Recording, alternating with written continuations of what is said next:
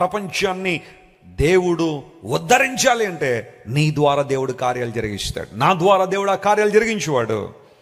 నిన్ను లేవనెత్తింది ఎందుకోసం అంటే నీవు అనేక మందిని ఏం చేయాలని? లేవనెత్తాలనే ఆశ. అలాంటి అనుభవంలోకి మనం వద్దామా? పడిపోయిన మనలను యేసయ్య లేవనెత్తాడు.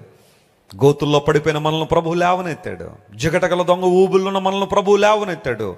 ఆ ప్రేమమైన సువార్త, ఆ ప్రేమ గల ఆయన తత్వాన్ని లోకానికి మనం చాటి చెబుదామా? పతనం అయిపోయిన స్థితిలో, నాశనం అయిపోయిన పరిస్థితిలో చాలామంది రోజుల్లో ఉంటే ఒక్క మాట నా దేవుడిని లేవనెత్తగలడని ఒక్క మాట వారికి చెప్పడం ద్వారా సువార్త పరిచయం నీవు కూడా పాలిభాగస్తుడివే, నీవు కూడా పాలిభాగస్తురాలువే. నన్ను ఉద్ధరించిన దేవుడా. అన్నలు తీసుకెళ్లి యోసేపును గోతులో పడేస్తే యోసేపును ఉద్ధరించిన దేవుడు ఆయన. ఉన్నతమైన స్థానానికి తీసుకొచ్చిన దేవుడు. ఈరోజు నీ స్థితి కొద్దిగా ఉందని బాధపడుతున్నావేమో,